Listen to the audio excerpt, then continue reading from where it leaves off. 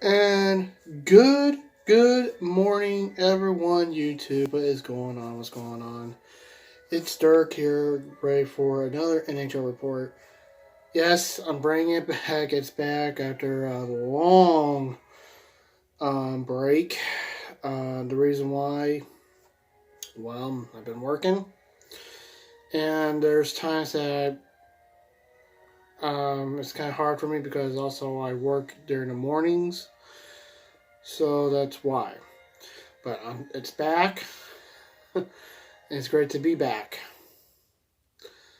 Um, so, um, as you know, all this month right now, they're doing Hockey Fights Cancer. So buy your Hockey Fights Cancer jerseys. They look great this year, by the way. All teams this year are purple, black with the purple logo, and they moved it to the shoulder. Looks great. So get them while you can. They're also pretty reasonable this year, folks. So get them. Please get them if you want to get them. And folks, remember, don't go cheap. Don't go through DHgate or any other site. Go through legit sites like shop.nhl.com. Go through the lids. Go to your local team shop or whatever. Do what's right. All right? Because it's the best thing to do, okay? So with that being said, we had some good games recently. Now I'm going to give you last night's scores for November 6th all the way to the 7th. Give you what looks like for tomorrow going into this. So here we go. Last night on the docket, November 6th, we had two games on tap. It was the Detroit Rangers at home against the Detroit Red Wings. Entering the game, the Red Wings were 4-11-1 with the Rangers at 5-6-1. The Red Wings had 9 points, and the Rangers had 11 points. And when it was all said and done, the Rangers beat the Red Wings 5-1. And let's get into that real fast. I'll give you the breakdown of that.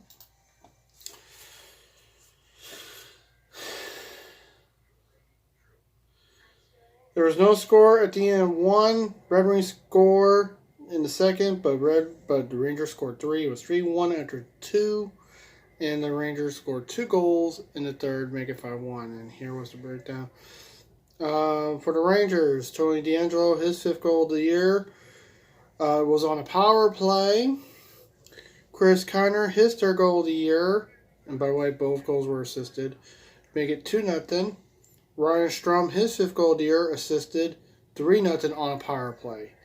Then Roberto Filippo, his 2nd goal of the year, assisted, made it 3-1.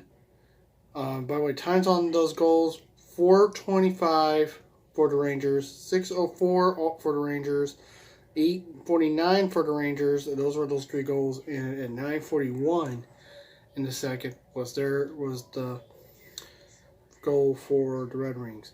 Then Craig McKegg, his 1st goal of the year, assisted on a shorthanded goal. It was a shorthanded goal. Made 4-1. It was assisted at 8:44. And Anthony Perrin, his 7th goal of the year, assisted at 17:23. 5-1 was the final. And here we go.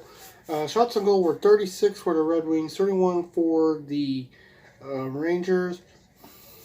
So you don't think I'm lying to you. See, it's all written down. You might have to double check it. Power play 0 for 2, and the Rangers 2 for 3. This puts the Rangers at 6-6-1, 13 points, and the Red Wings 4-12-1 with 9 points. But also, the Rangers had back-to-back from tonight, and I'll get to that. So, and finally, my Blues were in Edmonton last night.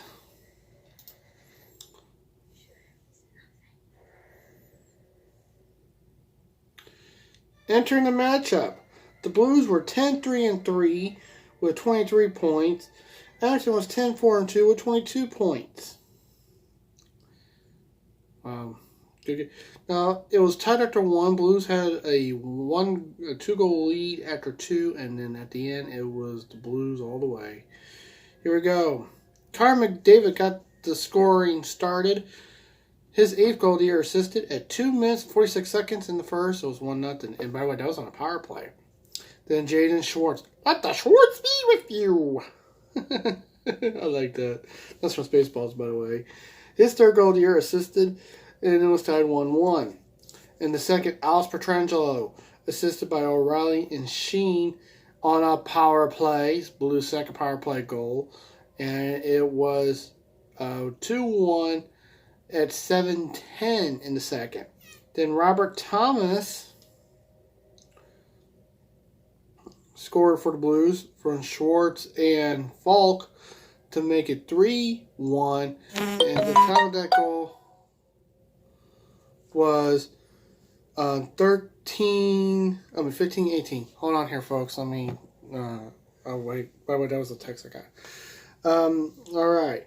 Then Zach Cannon, his 4th goal of the year at 11:02 in the third, made it 3-2 for the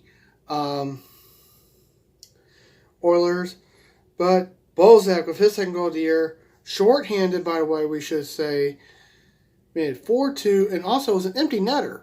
We want you to know that too. An empty netter. So it was not only a shorthanded goal, it was also an empty netter. In 1901 and 1927, basically 26 seconds later, even Ivan Barbashev, his 1st goal of the year, 5-2, another shorthanded goal, and an empty netter. So that was it. And the shots on goal were 25 for the Blues, 34 for Edmonton. Blues went 2 for 3 on the power play, and Edmonton went 1 for 3. This now puts the Blues at 11-3-3 with 25 points. Edmonton's 10-5-2 with 22 points still. But you know what, though? Blues are doing pretty good. I'm not going to say just show what's going to happen. But you know what, though? I will give you my first month grades coming up. And I'll let you know what I think what's been going on. Now, last night we had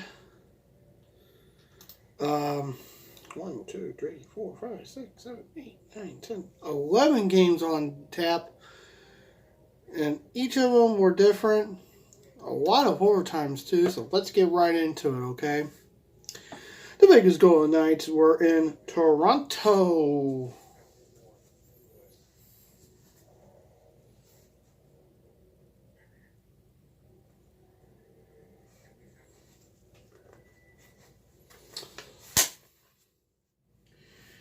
Entering the matchup, the Golden Knights were 5-2, 9-5-2 with 20 points. Toronto was 2-5-3 with 19 points. And when it was said and done, the final score was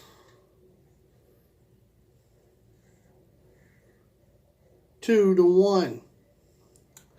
No goals in the first 2 periods. Max Bacardi of the Knights unassisted goal made 1-0. Austin Matthews, his 13th goal of the year. By the way, at 4:08 in the third, Austin Matthews, his 13th goal of the year, assisted at 8:40 at 8:14 power play, tied it up, and Tavares scores the game winner in overtime. 2-1 was the final. And here we go. Shots on goal were 38 for the Knights, 37 for Toronto. Over 5 on the power play was the Knights, and 1 for 6 on the power play for Toronto.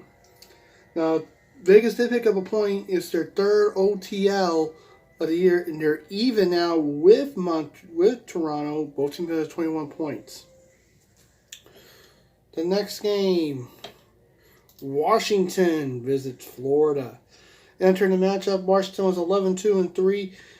Florida 7-3-4. Washington had 25 points. Florida had 18 points. And after 1, it was 2-1 Panthers. 4-3 Panthers after 2, but Washington scores 1 in the third, and they scored the overtime winner. So here we go. John Carlson, his 8th goal of the year, assisted at 25 seconds in the first, and Washington's up 1-0. Frank Roscoe, his 4th goal of the year, unassisted at 155 in the first, tied up. Then Brent Conley, his 6th goal of the year, assisted by the Panthers to make it 2-1 at 14:26. In the second, Alexander Barkov, his 3rd goal of the year, assisted at 27 seconds. And they scored pretty fast. Make it 3-1. Then Ovechkin, his 12th goal of the year, at 16:13 on a power play to make it 3-2. Ovechkin again, his 2nd goal of the night, his 13th of the year, assisted at 12:14 in the second, ties it up. But Domarov of the Panthers assisted on a power play at 18:59 in the second to make it 4-3. Tom Watson, his 6th goal of the year at 44 seconds in the third, ties it up. And Watson again, game winner, 7th goal of the year at 17 seconds in the overtime, 5-4. All right, so this now puts the by the way, Washington was 11-2-3 going into this matchup with 25 points, 7-3-4, 18 points for the Panthers. Shots on goal were 31 for Washington, 36 for Florida. 1 for 4 on the power play was Washington. 1 for 5 was Florida. Now, despite the loss, it's the 5th OTL for Florida. They pick up a point, their 19th point of the year. Washington picks up their 26th point of the year. So let's see what can happen going into the remainder of the season. Another overtime thriller was Pittsburgh going to the Islanders. Now, this game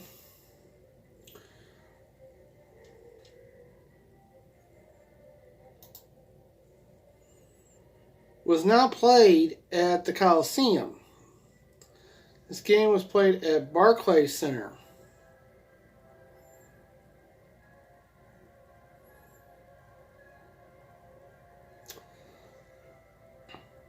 And when it was all said and done, the Pens won, and they had no score after 2. So here we go. Casey Carlson, his 2nd goal of the year, assisted 1-0 at 19 seconds in the first.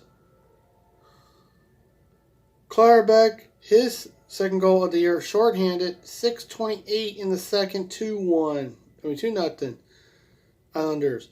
Then Adam Plage, his 1st goal of the year, assisted 3-0 and 9:26 in the second.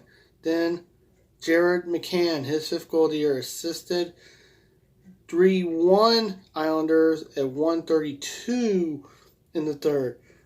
Brian Russ, his 3rd goal of the year, makes it 3-2 at 6:16 in the third. Then Ronnie Malkin, his 2nd goal of the year, ties it up at 3-3 at 8:48. Hold on, folks.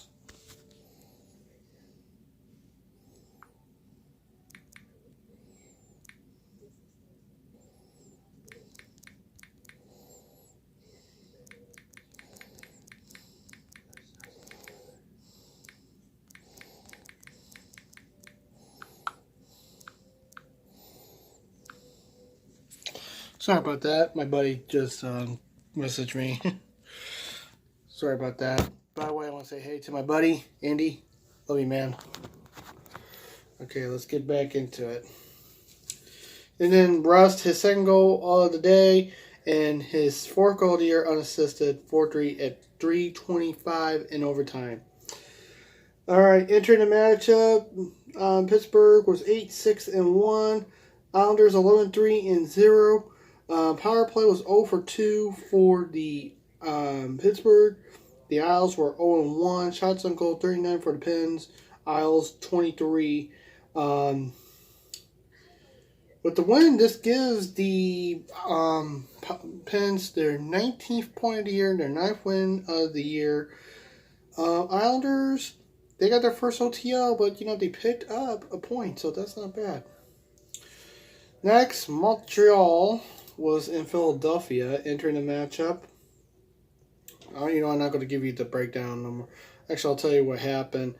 After 1, Flyers were up 1-0. After 2, it was 2-1 Flyers. And then after 3, tied up 2-2, and Flyers went in overtime. And entering the matchup, Montreal was 8-5-2. Philadelphia was 7-5-2. 18 points for Montreal. 16 points for the Flyers. Shots on goal. By the way, when it was all said and done, Philadelphia wins 3-2. It went in overtime. So another point went to 1 point went to one team, 2 points went to the other. Philadelphia picks up their 18th point of the year. Shots on goal were 24 for Montreal, 43 for the Philadelphia Flyers. When I looked at it, 43 shots on goal. Wow. Montreal did not go into the box at all. They stayed out of the box. No power plays. But Philadelphia 0 for 6 on... No, sorry. Philadelphia stayed out of the box. Philadelphia stayed out of the box the whole game, which is great. But Philadelphia 0 for 6 on the power play. So good going by the Flyers. Next was the Kings in Ottawa. Entered the matchup, the Kings were 5-10-0, and Ottawa was 4-9-1. 10 points for the Kings. Senators had 9 points, and when it was what happened? No score in the first. Tied after 1, tied after 3. Sens get the winner in overtime. Final score was 3-2. Oh, sorry, I am at the wrong game. The Rangers were at Carolina. Their second game of a back-to-back, folks. Entering the matchup, the Rangers were 6-6-1 with 13 points. Carolina was 9-5-1, and when it was the breakdown was Rangers had a 1-goal lead. Then they had still 1-goal lead. It was 2-1 after 2. Then it was 4-2 after 3. After 60 minutes, it was all over. Rangers won 4-2. Shots on goal were 19 for the Rangers, 47 for Carolina. Rangers were 1 for 2 on the power play. Carolina 0 for 2. This gives the Rangers their second win of the day of a back-to-back. Their 7th win of the year, 15 points now. Carolina, they had 9. They still got 19 points, but anything can still happen, folks. It's still plenty of time in the season. We're now in the second month of the season, so anything can happen. Now we're at LA at Ottawa. Enter the matchup. LA was 5-10-0, and Ottawa was 4-9-1. 10 points for LA, 9 points for the Senators, and no score in the first. Tied after 2 and 3. Ottawa gets the winner in overtime. Final score was 3-2 in overtime. So 5 overtimes last night. Shots on goal were 28 for LA, 33 for Ottawa. Both teams were 0 for 2 on the power play. Both teams now have 11 points. We'll see what can happen. Anything can still happen, even though the Kings are in the bottom, so are the Sens. Next, we had Vancouver visit Chicago.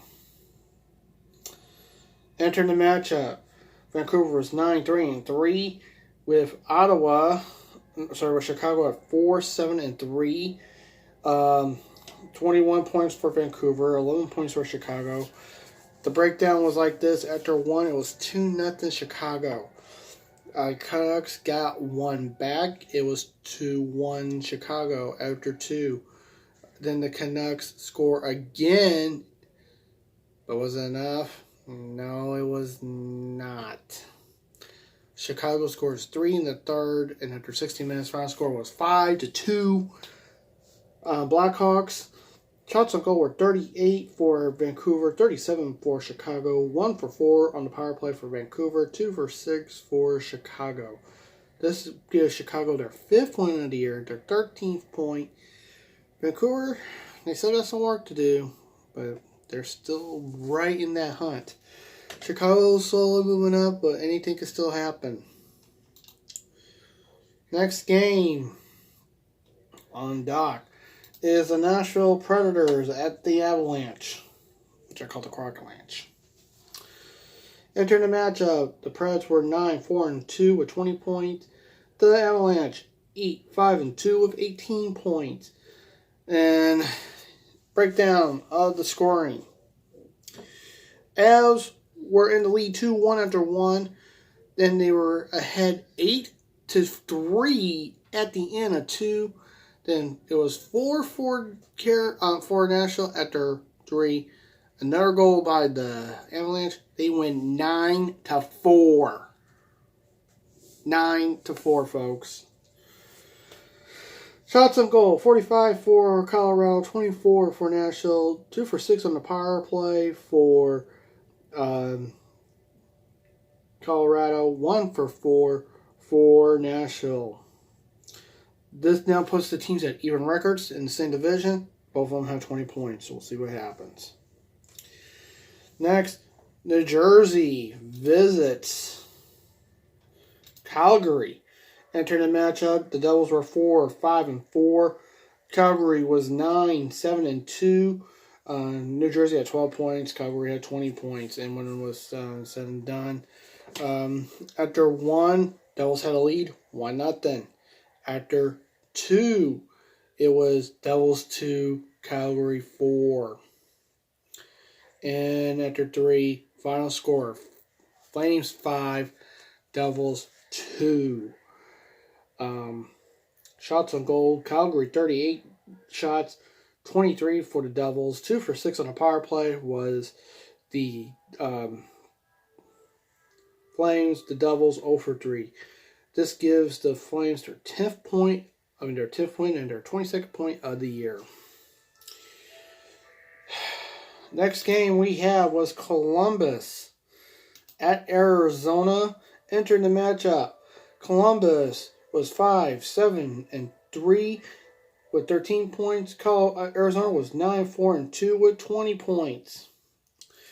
Breakdown after in each period. After 1, it was tied up 1-1. And then after 2, it was still tied up, and it was 2-2. But Blue Jackets break ahead. 3-2 was the final.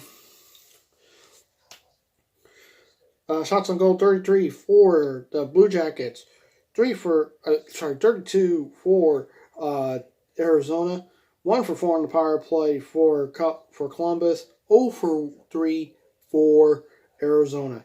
This gives Columbus their 6th win of the year, their 15th point. And for Arizona, they still got 21 points, but anything could still happen. And final game was the Minnesota Wild at the Shark Tank.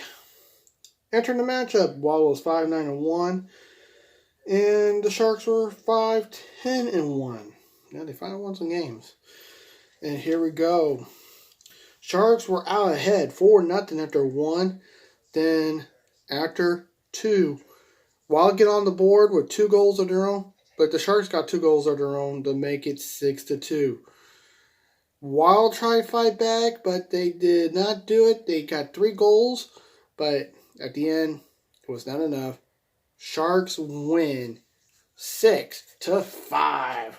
Shots on goal were 31 for San Jose, 26 for Minnesota, 2 for 4 on the power play, 4 San Jose, 0 for 3 for the Wild. We're now going to sign this sheet.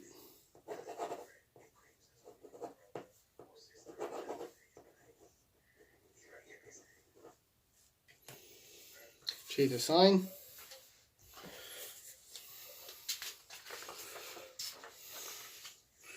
Right there.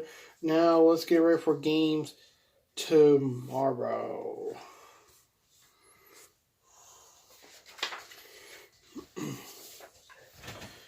For the 8th of November.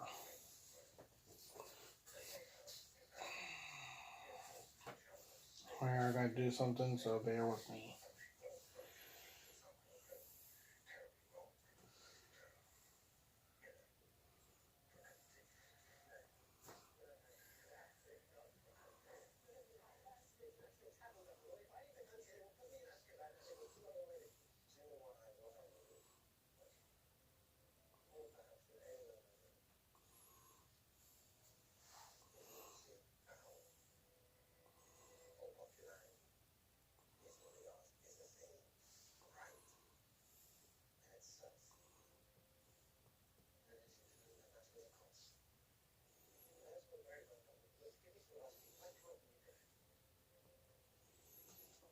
Okay. Had to write that some records on our fast for the two teams. All right, we got the Global Series going on again, folks. Tampa Bay will take on Buffalo in 2 games in Sweden. Each team will be the home team each day. So tomorrow, Buffalo will be the home team for the first game. Tampa Bay and Buffalo, but it's in Sweden. The game will be at 2 Eastern. That's 2 Eastern here in the U.S. So that'll be 1 Central. Remember, I'm giving you Eastern times, okay? Not Central times. I'm giving you Eastern times. Going into the matchup, Tampa Bay is 6-5-2. Sorry about that again. And Buffalo is 9-4-2. Tampa has 14 points. Buffalo has 20. I'm thinking that I got good faith in the Lightning, so I'm going with the Lightning in this one. Next, Boston is in Detroit at 7:30, 6:30 Central. The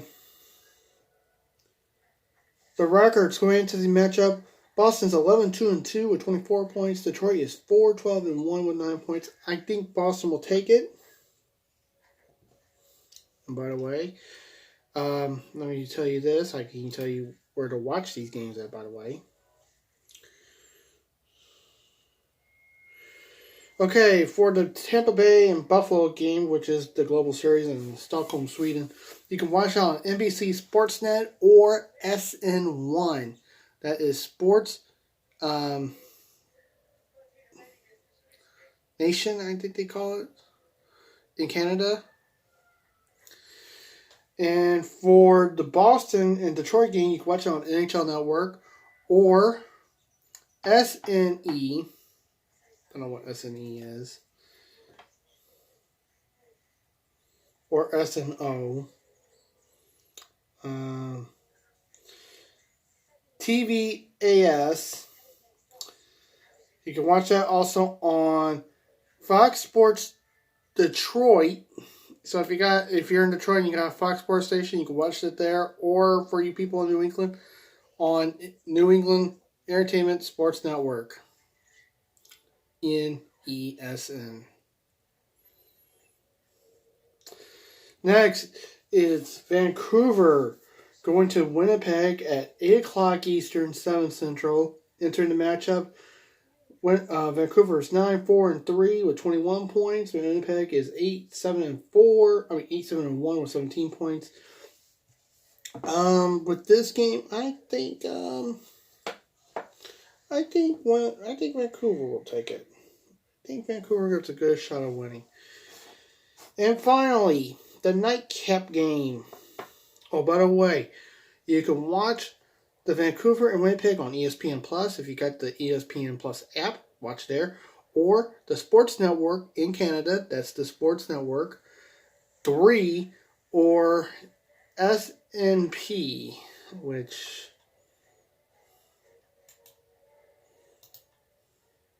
I'll tell you what it is.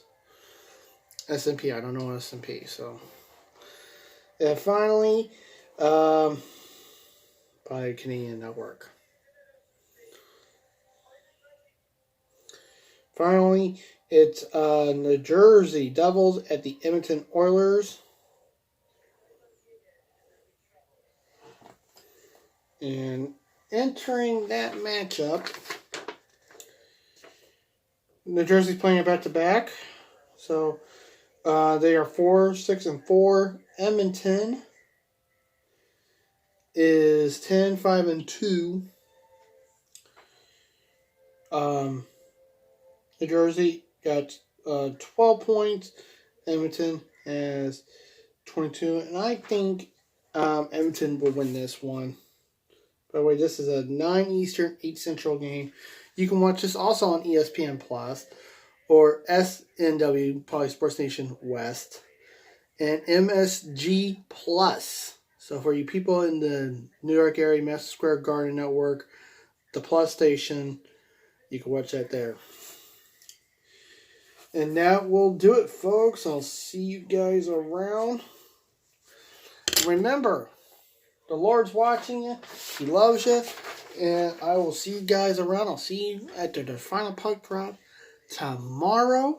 Until then, stay safe, take care. Remember, Lord's watching you. And thank you and giving me your time for the return of the NHL Report. See you then. Bye.